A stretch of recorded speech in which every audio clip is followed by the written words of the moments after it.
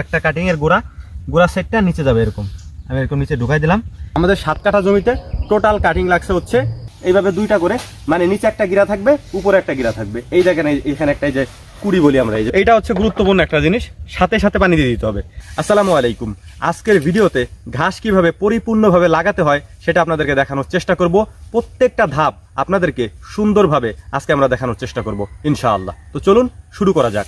তো প্রথমেই আমরা ঘাসের জমি থেকে ঘাস সংগ্রহ করব, অর্থাৎ যে ঘাসগুলিতে ঘাসের কাটিং হবে সেই ঘাসগুলি সংগ্রহ করার চেষ্টা করব ইনশাআল্লাহ। আসেন আপনাদেরকে দেখানোর চেষ্টা করতেছি। এই যে ঘাসগুলি আপনারা দেখতে পাচ্ছেন, এইগুলি মূলত হচ্ছে কাটিং এর ঘাস, মানে এগুলি দিয়ে আমরা কাটিং তৈরি করব। এই যে গোড়াগুলি আপনারা দেখতে পাচ্ছেন, এগুলি হচ্ছে কেটে কেটে 2 খণ্ড করে কেটে মানে 2টা গিরা করে কেটে আমরা প্রাথমিক পর্যায়ে এটারে কাটবো। প্রথমে এটাকে আমরা কাটবো, স্টেপ বাই স্টেপ আপনাদেরকে দেখানোর চেষ্টা করব। এখানে এই যে ঘাসটা আছে এটার নাম হচ্ছে পাকচং। আমি আপনাদেরকে বারবার বলতেছি, অনেকে আমাকে প্রশ্ন করেন বারবার যে এটা কি ঘাস। এইটা হচ্ছে পাকচং, হাইব্রিড পাকচং, যেটা আপনার থাই পাকচং যেটা সেইটা, এবং এইটাই মূলত এখন সব থেকে বেশি হয়। এবং অন্য ঘাসের ব্যাপার আমি জানি না, আমার কাছে এই ঘাসটার ফলনই বেশি হয়। তো আমাদের এখানে যে ঘাসগুলি ছিল এগুলো আমরা রেখে দিয়েছিলাম কাটিং তৈরি করার জন্য, অন্য জমিতে লাগানোর জন্য। তো অন্য জমিতে যে লাগাবো সম্পূর্ণটাই আপনাদেরকে দেখানোর চেষ্টা করবো ইনশাআল্লাহ। তো প্রাথমিক পর্যায়ে ঘাসটাকে আমরা সম্পূর্ণভাবে কেটে নিচ্ছি আর কি। এই যে কেটে তারপর এখান থেকে আমরা আমাদের খামারে নিয়ে যাব। খামারে নিয়ে তারপর এগুলির কাটিং হবে। কিভাবে কাটিং হয় সেগুলিও আপনাদেরকে দেখানোর চেষ্টা করব ইনশাআল্লাহ। তো ঘাসগুলিকে এখন আমরা হচ্ছে আমাদের খামারে নিয়ে যাচ্ছি।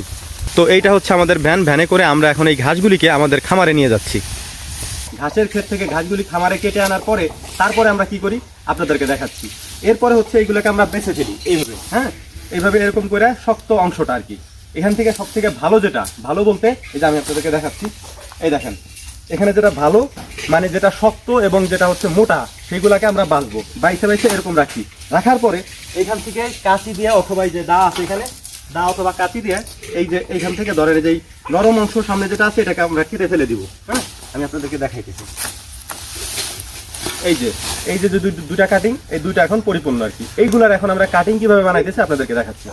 শক্ত একটা জিনিসের উপরে, যেমন ধরেন আমার কাছে এটা হচ্ছে মুগুর বলি আমরা, মানে একটা শক্ত একটা জিনিসের উপরে রেখে তারপর আপনি এইভাবে 2টা করে, এইভাবে 2টা করে, মানে নিচে একটা গিরা থাকবে, উপরে একটা গিরা থাকবে। এই দেখেন এখানে একটা এই যে কুড়ি বলি আমরা, এই যে কুড়ি একটা এখানে আছে। এবং সেম প্রসেসে এখান থেকে আপনি হালকা করে একটু ফেলে দিবেন, এই যে একটু ফেলে দিলেন, এরপর আপনি আরেকটা নিয়ে নিলেন, এই যে আবার আরেকটা তৈরি হয়ে গেলো। হ্যাঁ, এই যে 2টা তৈরি হলো। এরপর মনে করেন আপনি বাড়তি এখানে যতটুকু আছে আপনি 2 ইঞ্চির পর রেখে 1 ইঞ্চি রেখে আপনি ফেলে দিবেন। তারপর আবার এখান থেকে কেটে এইটুকু আপনি রাখবেন, এই যে আরেকটা তৈরি হয়ে গেলো। খেয়াল রাখবেন যাতে নষ্ট না হয়। এটা হচ্ছে আমি 3টা রাখলাম, হ্যাঁ, যাতে করে এটা যখন আমি মাটির নিচে দিব যাতে পুরোটা না চলে যায়। এইভাবে করে বাড়তি অংশটুকু আমরা ফেলে দিব, তারপর আবার আরেকটা অংশ কাটবো, তারপর আবার বাড়তি অংশটুকু ফেলে দিব, তারপর আবার আরেকটা অংশ কাটবো। এই যে হয়ে গেছে। এইভাবে হচ্ছে আমরা কাটিংগুলো কাটবো। তো মূলত এই হচ্ছে কাটিংয়ের সাইজ। আর এইখান থেকে সমস্তটা আমরা বাইছে নিব, হ্যাঁ, সমস্তটা আমরা বাইছে এরকম পদ্ধতিতে নিয়ে আসবো আর কি। এরকম বানাই ফেলবো। বানানোর পরে পরের পদক্ষেপ কি হবে সেটা আমি আপনাদেরকে দেখাচ্ছি। তো আমাদের কাটিং কাটা মোটামুটি শেষ। এই পর্যায়ে আমরা এই কাটিংগুলা বস্তাবন্দি করছি, অর্থাৎ বস্তার মধ্যে ঢুকাইছি। তারপরে এইগুলাতে আমরা পানি দিই, হ্যাঁ, প্রত্যেকটা বস্তার উপরে এইভাবে পানি দিই, পানি দিয়ে এগুলো ভিজাই দিই এইভাবে।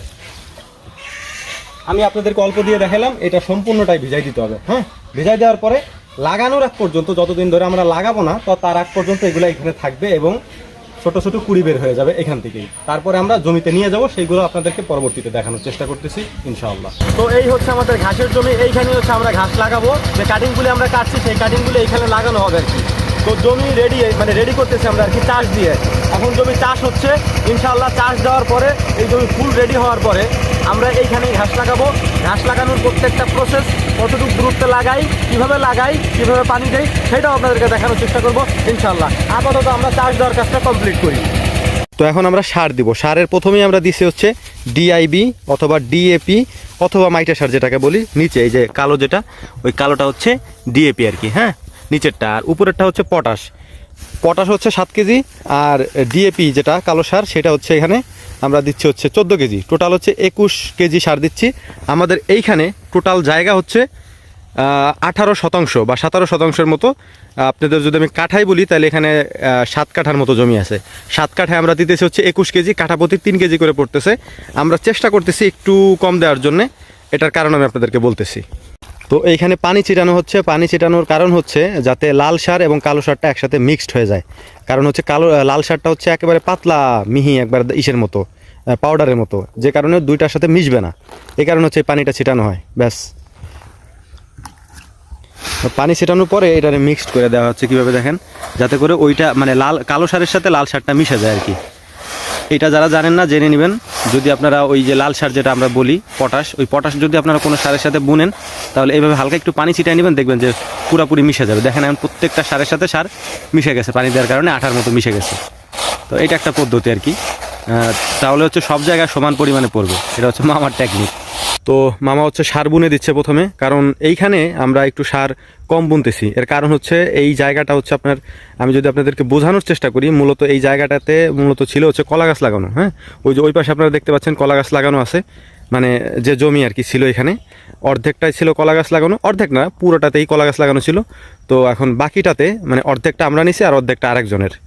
তো আমরা আমাদেরটাতে পুরোটাই হচ্ছে ঘাস লাগাই দিব, যে কারণে হচ্ছে আমরা সার দিয়ে দিচ্ছি। কারণ যেহেতু কলা গাছ লাগানো ছিল, সার এখানে পর্যাপ্ত পরিমাণে দেওয়া আছে, এখানে কোনো সমস্যা নেই। এখন সার দেওয়ার পরে আমরা করব কি, সেটা হচ্ছে ওই যে এখানে আপনারা টিলার দেখতে পাচ্ছেন, ওই টিলার দিয়ে আর একটা চাষ দিয়ে জমি একেবারে রেডি করে ফেলবে। রেডি করে ফেলে ইনশাআল্লাহ সকাল থেকে আমরা লাগানো শুরু করব।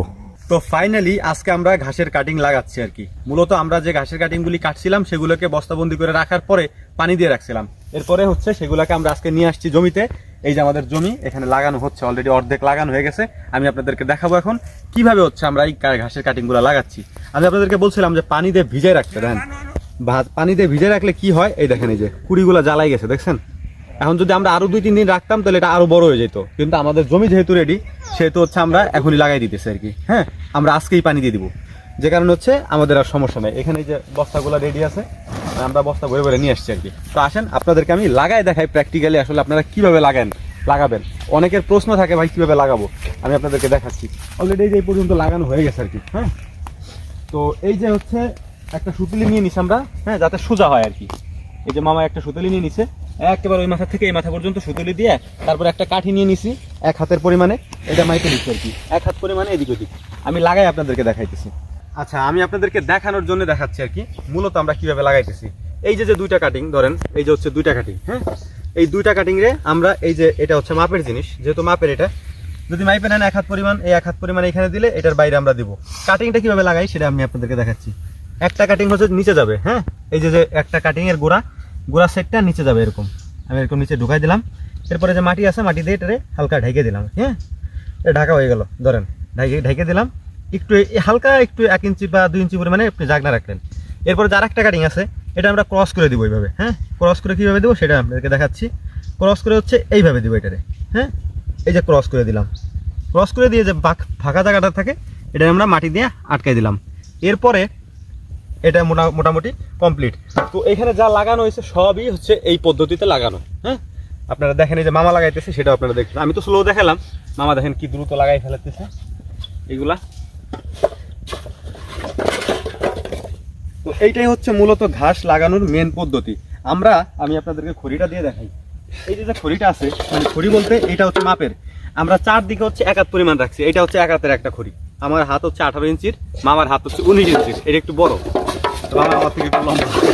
তো এইটা হচ্ছে 1 হাতের খড়ি, আমরা 4 দিকে 1 হাত নিছি। হ্যাঁ, যেমন ধরেন এইদিকে 1 হাত, 1 হাতের বাইরে, এইদিকে 1 হাত, 1 হাতের বাইরে, এইদিকে 1 হাত, 1 হাতের বাইরে, আবার এইদিকে 1 হাত, 1 হাতের বাইরে, 4 কোনা করে মানে 4 দিকে ছড়াই নিছি। এতে কি হবে, মানে আপনার ঘাসের গ্রোথটা বেশি হবে, মানে ছড়াবে বেশি। আমরা চাইলে আরো ঘন লাগাইতে পারতাম, কিন্তু ঘন লাগাবো না, একটু হালকা পাতলা পাতলা লাগাইলাম, যাতে করে হচ্ছে ছড়াই বেশি আর কি। হ্যাঁ, এই জায়গাটা অনেক সুন্দর, মানে জায়গায় অনেক উঁচু জায়গা আর কি, এখানে পানি উঠবে না। এরপরে আমরা কি করব, সাথে সাথেই এখানে আমরা পানি দিয়ে দিব।